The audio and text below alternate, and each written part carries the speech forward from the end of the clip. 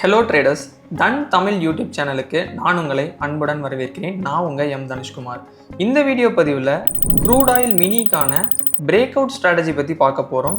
And அதை வந்து எப்படி அப்ளை பண்ணணும், எந்த இண்டிகேட்டர் யூஸ் பண்ணணும், என்ன டைம் ஃப்ரேம் யூஸ் பண்ணணும், எந்த டைம்லேருந்து எந்த டைமுக்குள்ளே நமக்கு ட்ரேடிங்கான ஆப்பர்ச்சுனிட்டி இருக்குது, ஒரு நாளைக்கு க்ரூட் ஆயில் மினி எவ்வளோ மூவ்மெண்ட் ஆகும், இதை பற்றின கம்ப்ளீட் டீட்டெயில் வந்து பார்க்க போகிறோம். இப்போ first crude oil mini trade பண்ணுறதுக்கு முன்னாடி நமக்கு தெரிஞ்சிக்க வேண்டிய ஒரு பேசிக்கான சில இன்ஃபர்மேஷன் என்ன அப்படிங்கிறத நம்ம ஃபஸ்ட்டு பார்த்துடலாம். இதுக்கு நம்ம web.dhan.co ஸோ இதில் வந்து நம்ம என்ன பண்ணிக்கலாம், இப்போ லாகின் பண்ணிக்கலாம். இப்போ நம்ம web.dhan.co லாகின் பண்ணிட்டோம். இந்த இடத்துல பார்த்தீங்கன்னா க்ரூட் ஆயில் மினி செப்டம்பர் மந்த்துக்கான ஃபியூச்சர்ஸ் கான்ட்ராக்ட் நான் வச்சுருக்கேன். இது வந்து நம்ம எம்சிஎக்ஸில் ட்ரேட் பண்ணுறோம். இப்போ நம்ம ஜஸ்ட்டு வந்து லாட் சைஸ் என்ன அப்படிங்கிறத தெரிஞ்சுக்கலாம். அதாவது இதோட மார்க்கெட் லாட் அப்படிங்கிறது ஒரு லாட் அப்படின்னா 10 அப்படின்னு நம்ம சொல்லலாம். இதோட எக்ஸ்பைரி டேட்டை நீங்கள் இந்த இடத்துல பார்த்துக்கலாம். அதாவது ஒரிஜினல் எக்ஸ்பைரி டேட்டுன்னு போட்டு 19 செப்டம்பர் 2025 தான் இதோட எக்ஸ்பைரி. ஸோ ஒரு டைமே நீங்கள் இங்கே வந்து ஈஸியாக செக் பண்ணிக்கலாம். இப்போ இதுக்கான கேபிட்டல் என்ன அப்படின்னு பார்த்தோம்னா மார்ஜின் ரெக்யர்மெண்ட் அப்படிங்கிறது ஒரு 19,000 to 25,000 வேரி ஆகிட்டு இருக்கும். ஸோ அந்த கேபிட்டல் வச்சு நம்மளால் இதை வந்து ட்ரேட் பண்ண முடியும். இப்போது ஸ்ட்ராட்டஜி நம்ம பார்க்குறதுக்கு முன்னாடி நமக்கு தேவையானது என்ன அப்படின்னா, அந்த ஸ்ட்ராட்டஜிக்கான இண்டிகேட்டர்ஸை வச்சு நம்ம ஒரு டெம்ப்ளேட் ரெடி பண்ணணும். அதை தன் சார்ட்ஸில் இப்போ எப்படி பண்ணணும் அப்படிங்கிறத நம்ம பார்ப்போம். அதுக்கு நீங்கள் ஜஸ்ட்டு வந்து இந்த இடத்துல ட்ரேடிங் வியூ அப்படின்னு ஒன்று இருக்கும், அதை ஜஸ்ட்டு கிளிக் பண்ணுங்கள். இப்போ உங்களுக்கு tv.dhan.co அதாவது தன் சார்ட்ஸ் வந்து ஓப்பன் ஆயிரும். இப்போ இந்த இடத்துல வந்து crude oil mini September futures contract இருக்குது. இப்போ இந்த இடத்துல எஃப்எக்ஸ் அதாவது இண்டிகேட்டர்ஸ் அப்படின்னு ஒன்று இருக்கும், அதை ஜஸ்ட் வந்து கிளிக் பண்ணுங்கள். இதில் நம்ம யூஸ் பண்ண போகிற ஃபஸ்ட் இண்டிகேட்டர் வந்து என்ன அப்படின்னா வால்யூம். அதை வந்து ஒரு டைம் கிளிக் பண்ணிக்கோங்க. நெக்ஸ்ட் இண்டிகேட்டர் என்ன அப்படின்னா ஆர்எஸ்ஐ அதாவது ரிலேட்டிவ் ஸ்ட்ரென்த் இண்டெக்ஸ், நிறைய பேருக்கு தெரிஞ்சிருக்கும், அதை ஒரு டைம் கிளிக் பண்ணிக்கோங்க. இப்போது இதுக்கு அடுத்து செட்டிங்ஸ் கொடுங்க ஆர்எஸ்ஐயோடது. இதை வந்து பிளாக் கலரில் சேஞ்ச் பண்ணிக்கோங்க. இதை வந்து லைன் கொடுத்துக்குங்க. பாட்டம் அதாவது லோவர் லிமிட்டுமே பிளாக் கலர் கொடுத்துக்குங்க. இதை வந்து லைனாக வந்து கன்வெர்ட் பண்ணிக்கங்க. இப்போது ஓகே அப்படிங்கிறத கொடுத்துருங்க. இப்போது இது வந்து கம்ப்ளீட்டாக நம்ம செட் பண்ணிட்டோம். நான் முன்னாடியே சொன்ன மாதிரி 5 மினிட்ஸ் டைம் ஃப்ரேம் யூஸ் பண்ணுறோம். வால்யூம் இண்டிகேட்டர், ஆர்எஸ்ஐ இண்டிகேட்டர் வந்து நம்ம ஆட் பண்ணிட்டோம். ஆட் பண்ணி முடித்ததுக்கு அடுத்து பக்கத்துலேயே வந்து பார்த்திங்கன்னா இண்டிகேட்டர் டெம்ப்ளேட்னே ஒன்று இருக்கும். இப்போது இதை ஜஸ்ட்டு வந்து கிளிக் பண்ணுங்கள். சேவ் இண்டிகேட்டர் டெம்ப்ளேட் அப்படிங்கிறத கொடுங்க. இதில் வந்து க்ரூட் ஆயில் மினி ஸ்ட்ராட்டஜி அப்படிங்கிறத கொடுத்துட்டு ரிமெம்பர் இன்டர்வல் அப்படிங்கிறத மட்டும் கொடுங்க. சிம்பிள் வேண்டாம், ஏன்னா நம்ம நெக்ஸ்ட் மந்த்துக்கு நமக்கு அடுத்த கான்ட்ராக்ட் வந்து வந்துடும். ஸோ தட் வந்து அப்பையும் வந்து நம்ம இதே இண்டிகேட்டர்ஸை வந்து நம்ம யூஸ் பண்ண போகிறோம். அண்ட் இதே டைம் ஃப்ரேம் தான், சிம்பிள் மட்டும் கொஞ்சம் வேறு மாதிரி இருக்கும். ஏன்னா செப்டம்பர் அதுக்கடுத்து அடுத்த மந்த் வந்துடும். ஸோ அதனால் நம்ம அதை டிக் கொடுக்க வேண்டாம். இதை மட்டும் டிக் கொடுத்துட்டு சேவ் கொடுத்துருங்க. இப்போ இதோட பயன்பாடு என்ன அப்படிங்கிறத நான் ஜஸ்ட்டு சிம்பிளாக சொல்லிடுறேன். இப்போ நான் இது எல்லாமே வந்து ஜஸ்ட்டு வந்து டெலீட் பண்ணுறேன். ஓகே, வேறு ஒரு டைம் ஃப்ரேமில் இருக்கேன். இப்போ நான் ஜஸ்ட்டு க்ரூட் ஆயில் மினி ஸ்ட்ராட்டஜிங்கிறத நான் கொடுத்தேன் அப்படின்னா எனக்கு 5 மினிட்ஸில் 2 இண்டிகேட்டரும் ஆட் பண்ணி அதுவே கொடுத்துரும். இப்போது நம்ம ஸ்ட்ராட்டஜி தெரிஞ்சுக்கிறதுக்கு முன்னாடி அதுக்கான டெம்ப்ளேட்டை வந்து டிஃபால்ட்டாக செட் பண்ணிட்டோம். இப்போது ஸ்ட்ராட்டஜிக்குள்ளே வந்து நம்ம போகலாம். ஸ்ட்ராட்டஜி பற்றி நான் உங்களுக்கு தெளிவாக இப்போ சொல்கிறேன். அதாவது நம்ம பிரேக் அவுட் ஸ்ட்ராட்டஜி தான் யூஸ் பண்ண போகிறோம். அதாவது ஒரு ரெசிஸ்டன்ஸ் பிரேக் அவுட் ஆச்சு அப்படின்னா நம்ம வந்து பை பண்ணுவோம். இதே இது ஒரு சப்போர்ட் கீழே பிரேக் அவுட் ஆச்சு அப்படின்னா நம்ம செல் போவோம். ஸோ இதுதான் வந்து ஸ்ட்ராட்டஜி. ஆனால் இதை வந்து ஆர்எஸ்ஐ ப்ளஸ் வால்யூம் வச்சு நம்ம எப்படி வந்து இன்னும் அதிகமாக அதை கன்ஃபர்மேஷன் எடுத்து ட்ரேட் பண்ண போகிறோம் அப்படிங்கிறத நம்ம டிஃப்ரெண்ட் சார்ட்ஸ் வச்சு நம்ம அண்டர்ஸ்டாண்ட் பண்ண போகிறோம். இப்போ ஃபஸ்ட்டு இந்த ஒரு பர்டிகுலர் சார்ட், அதாவது இந்த டைம் ஃப்ரேமில் இந்த டேட்டில் வந்து நம்ம பார்க்குறோம். இதில் நமக்கு ரெசிஸ்டண்ட்டாக இந்த லெவல் தான் ஆக்ட் ஆகிட்டுருக்கு.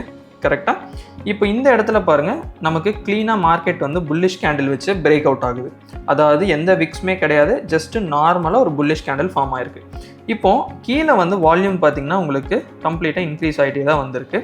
இப்போ இந்த இடத்துல ஆர்எஸ்ஐ, இந்த ஆர்எஸ்ஐயில் நிறைய பேருக்கு ஒரு டவுட் வரும். அதாவது பிரேக் அவுட் ஆகுது, வால்யூம் இன்க்ரீஸ் ஆகுது, ஆர்எஸ்ஐ எந்த வேல்யூலேருந்து எந்த வேல்யூக்குள்ளே இருக்கணும் அப்படிங்கிறது. புல்லிஷ் ட்ரேடுக்கு சிம்பிளாக நான் என்ன ஃபாலோ பண்ணுவேன் அப்படின்னா, 65 70க்கு உள்ளதாக இருக்கணும். இது வந்து நல்லா புரிஞ்சுக்கங்க. இந்த 5 பாயிண்ட்டுக்குள்ளே இருக்கணும். 70 தாண்டி இந்த மாதிரி டோட்டலாக வெளியில் போகக்கூடாது. இப்போ இந்த இடத்துல எடுத்துக்கிறோம், கிட்டத்தட்ட 66.09 அப்படிங்கிறதுக்குள்ளே இருக்குது. ஸோ ஆஃப்டர் தட் வந்து பார்த்திங்கன்னா மார்க்கெட் மேலே போயிருக்கு. இப்போ இது வந்து எவ்வளோ மேலே போயிருக்கு அப்படிங்கிறத பார்ப்போம்.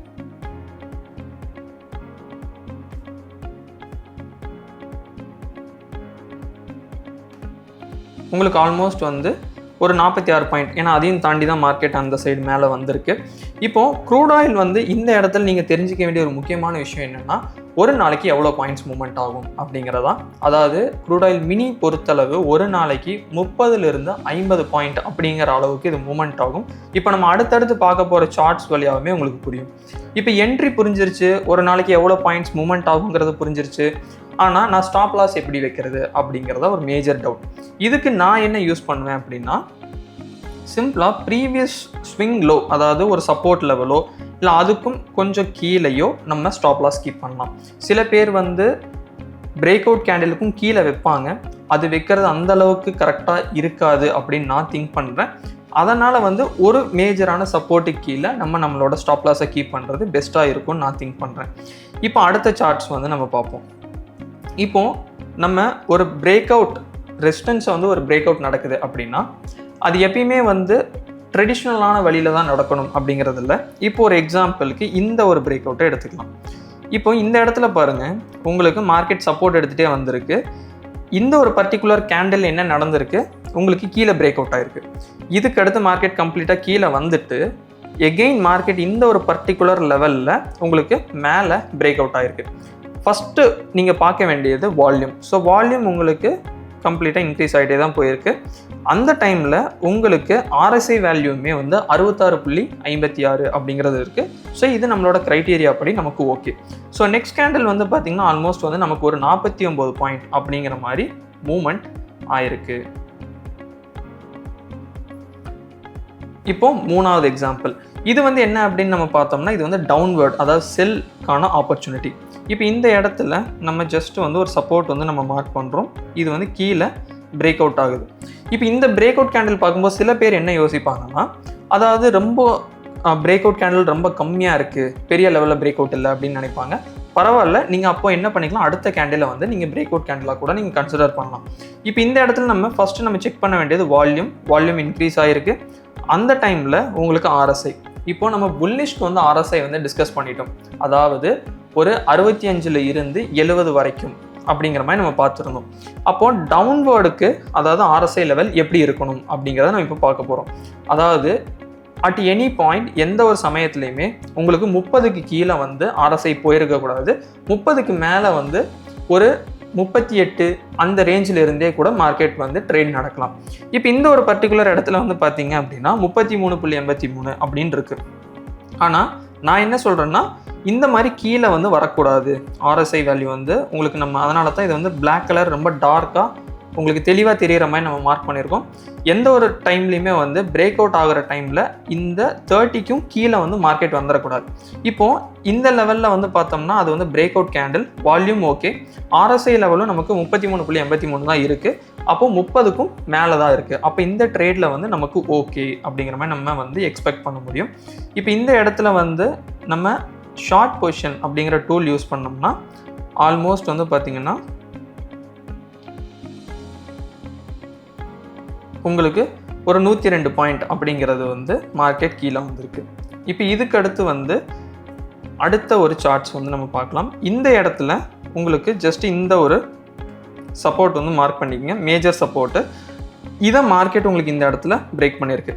இப்போ இந்த இடத்துல நீங்கள் முக்கியமாக ஃபஸ்ட்டு வந்து வால்யூம் செக் பண்ணுறீங்க. ஸோ வால்யூம் நல்லா தான் இருக்குது. RSI பார்க்கும்போது மட்டும் 29.94 அப்படிங்கிற மாதிரி இருக்குது. இந்த இடத்துல வந்து ஒரு டவுட் வரும், அப்போ இது வந்து 30க்கு கீழே வந்து மார்க்கெட் போயிருக்கு அப்படின்னு சொல்லிட்டு. ரொம்ப மைனராக இருந்துச்சுன்னா ப்ராப்ளம் கிடையாது, ரொம்ப மேஜராக இருக்கக்கூடாது. லெட்ஸே எவ்வளோ சொல்லலாம்னா ஒரு 27 25 வந்து வந்துடக்கூடாது. பட் எனிவேர் க்ளோஸ் டு ஒரு 30 அப்படிங்கிறது நமக்கு ஓகே. இப்போ நெக்ஸ்ட் கேண்டிலே வந்து பார்த்திங்கன்னா ஆல்மோஸ்ட் நமக்கு ஒரு 20 பாயிண்ட்ஸ் டவுன் ஆயிருக்கு. ஆஃப்டர் தட் ஆல்சோ மார்க்கெட் வந்து கீழே வந்திருக்கு. இப்போ இதுக்கு அடுத்த சார்ட்ஸ் வந்து நம்ம பார்ப்போம். இப்போ இந்த இடத்துல வந்து நம்ம பார்த்தோம்னா இது வந்து ஒரு மேஜரான சப்போர்ட். இந்த இடத்துல மார்க்கெட் வந்து கீழே வந்திருக்கு, அதாவது பிரேக் அவுட் ஆகிருக்கு நமக்கு. இப்போது வால்யூம் பார்க்குறோம், வால்யூம் இன்க்ரீஸ் ஆகிருக்கு டவுன்வர்டில். அண்டு முக்கியமான விஷயம், இந்த இடத்துல 29.37 அப்படிங்கிறது வந்து ஆல்மோஸ்ட் ஒரு 29 பக்கத்துலேயே வந்துருச்சு.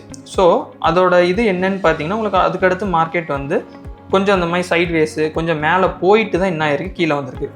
இதனால தான் என்ன சொல்லுவேன் அப்படின்னா, ரொம்ப கீழே வந்துடக்கூடாது. ஓரளவுக்கு இந்த 29.94 அந்த ரேஞ்சுக்குள்ளே வர்றது தப்பு கிடையாது. ரொம்ப மார்க்கெட் கீழே வரக்கூடாது அப்படிங்கிறத நீங்கள் புரிஞ்சுக்கங்க. அதாவது பிரேக் அவுட் வந்து சப்போர்ட்டை பிரேக் அவுட் பண்ணும்போது நான் சொல்கிறேன். ஓகே, இப்போ இதுக்கு அடுத்து இருக்கிறத பார்ப்போம். நம்ம வந்து ஃபஸ்ட்டு புல்லிஷ்க்கு பார்த்தோம், அதுக்கடுத்து வந்து பேரிஷ்க்கு பார்த்தோம், இப்போ சைட்வேஸ். இப்போ இந்த சைட்வேஸில் வந்து பார்த்தோம்னா நமக்கு கம்ப்ளீட்டாக எந்த ட்ரேடுமே எடுக்க முடியாது. இப்போ ஒரு டவுட் வரும் எல்லாருக்குமே, என்னென்னா இந்த ஒரு சப்போர்ட் பிரேக் ஆகிருக்கு அப்படிங்கிற டவுட் வரும். இந்த இடத்துல இந்த பிரேக் அவுட் கேண்டில் தானே அப்படின்னு. ஆனால் நான் முன்னாடியே சொன்ன மாதிரி ஒரு பிரேக் அவுட் அப்படிங்கிறது நார்மலான பிரேக் அவுட்டாக தான் இருக்கணுமே தவிர பெரிய லெவலில் விக்ஸ் வந்து அதிகமாக மூமெண்ட்டில் இருக்கக்கூடாது அப்படிங்கிறத நீங்கள் புரிஞ்சுக்கங்க. இப்போ இதுக்கு முன்னாடி பார்த்த சார்ட்ஸ் எல்லாமே எப்படி இருக்கும் அப்படின்னா, நார்மலாக வந்து மார்க்கெட் மேலே போகும் அண்ட் பிரேக் அவுட் ஆகும் அண்ட் ஃபர்தராக மார்க்கெட் மேலே போகும். இப்போ இந்த இடத்துல வந்து பார்த்திங்கன்னா ஒரு பெரிய விக் இருக்குது. ஸோ இந்த மாதிரி ஒரு டிஃப்ரெண்ட்டான கேண்டில்ஸ்டிக்ஸ் ஃபார்ம் ஆகுது அப்படின்னா நம்ம அதை வந்து அவாய்ட் பண்ணுறது நமக்கு நல்லது அப்படிங்கிறத நீங்கள் புரிஞ்சுக்கங்க. இதுக்கடுத்து சில எக்ஸ்ட்ராடினரி கேசஸ் இருக்குது. எப்படின்னா, இப்போ இந்த இடத்துல நீங்கள் பர்டிகுலராக பாருங்கள், உங்களுக்கு இது வந்து ஒரு சப்போர்ட், இது வந்து ஒரு சப்போர்ட். இது வந்து உங்களுக்கு மார்க்கெட் வந்து கிட்டத்தட்ட பிரேக் அவுட்லேயே வந்து ஒரு 92 பாயிண்ட் வந்து டவுன் ஆகிருக்கு. வால்யூம் நல்லா தான் இன்க்ரீஸ் ஆகிருக்கு. ஆனால் நீங்கள் முக்கியமாக தெரிஞ்சிக்க வேண்டியது RSI லெவல் 27 அப்படிங்கிறதுல அந்த பிரேக் அவுட் கேண்டில் வந்து இருக்குது. இப்போ நான் முன்னாடியே சொன்ன மாதிரி மேஜராக வந்து நமக்கு RSI வந்து கீழே போகக்கூடாது, 30க்கும் அதுக்கும் மேலே தான் இருக்கணும் அப்படின்னு நான் சொல்லியிருந்தேன். இப்போ இந்த இடத்துல 27ன்னு வந்திருக்கு. அதுக்கடுத்து என்ன நடந்திருக்குன்னு பார்த்தீங்கன்னா, மார்க்கெட் ஒரு சின்ன ஒரு கன்சல்டேஷன் மாதிரி கொடுத்துட்டு மார்க்கெட் கம்ப்ளீட்டாக மேலே போயிடுச்சு. ஸோ இதனால தான் சொல்கிறது, புல்லிஷ்க்கு நம்ம வந்து ரெசிஸ்டன்ஸ் பிரேக் அவுட் பண்ணுறோம் பார்க்குறோம் அப்படின்னோம்னா RSI வந்து 65 70க்கு உள்ள இல்லை 70 இந்த ரேஞ்சுக்குள்ளே இருக்கணும், அதாவது புல்லிஷ் ட்ரேடுக்கு. இதே இது பேரிஷ் ட்ரேட் நம்ம வந்து பார்க்குறோம் அப்படின்னாலுமே ஒரு 38 30க்குள்ளே தான் இருக்கணுமே தவிர அதை தாண்டி ரொம்ப கீழே வரக்கூடாது RSI லைன். ஸோ அதனால தான் நம்ம என்ன பண்ணி வச்சுருக்கோம் அப்படின்னம்னா, பிளாக் லைன் ரொம்ப கரெக்டாக வந்து நமக்கு நல்ல விசிபிளாக இருக்கிற மாதிரி நம்ம கொடுத்துருக்கோம். இப்போது இந்த ஸ்ட்ராட்டஜியை வந்து ஃபஸ்ட்டு நீங்கள் பேக் டெஸ்ட் பண்ணணும். அதுவும் நீங்கள் தன் சார்ட்ஸில் ஈஸியாக பண்ண முடியும். அதுக்கு நீங்கள் ஜஸ்ட்டு வந்து இந்த ரிப்ளே ஆப்ஷன் அப்படின்னு ஒன்று இருக்கும், அதை ஜஸ்ட்டு கொடுத்தீங்க அப்படின்னா உங்களுக்கு நம்ம இப்போ லோட் பண்ண இண்டிகேட்டர், க்ரூட் ஆயில் மினி எல்லாமே உங்களுக்கு கம்ப்ளீட்டாக வந்துடும். இப்போ நான் ஒரு கிளிக் வச்சேன் அப்படின்னா எனக்கு சார்ட் அந்த டேட்டுக்கு கட் ஆயிரும். இதுக்கடுத்து நான் ஜஸ்ட்டு வந்து ப்ளே பண்ணி இந்த ஸ்ட்ராட்டஜியை நான் என்ன பண்ண முடியும் அப்படின்னா, நான் ஈஸியாக பேக் டெஸ்ட்டும் பண்ணி பார்க்க முடியும். நீங்கள் இதை வந்து பேக் டெஸ்ட் பண்ணுங்கள். இந்த ஸ்ட்ராட்டஜியில் உங்களுக்கு டவுட் இருக்குது அப்படின்னா அதை வந்து டெஃபினட்டாக கமெண்ட் செக்ஷனில் சொல்லுங்கள். இந்த வீடியோ உங்களுக்கு யூஸ்ஃபுல்லாக இருந்துருந்துச்சு நீங்கள் நினச்சிங்கன்னா லைக் பண்ணுங்கள். அண்ட் தன் தமிழ் யூடியூப் சேனலுக்கு நீங்கள் இன்னும் சப்ஸ்கிரைப் பண்ணலன்னா சப்ஸ்கிரைப் பண்ணிக்கங்க. அடுத்த வீடியோவில் நான் உங்களை சந்திக்கிறேன். Happy trading. Thank you. Investments in the securities market are subject to market risk. Read all the related documents carefully before investing.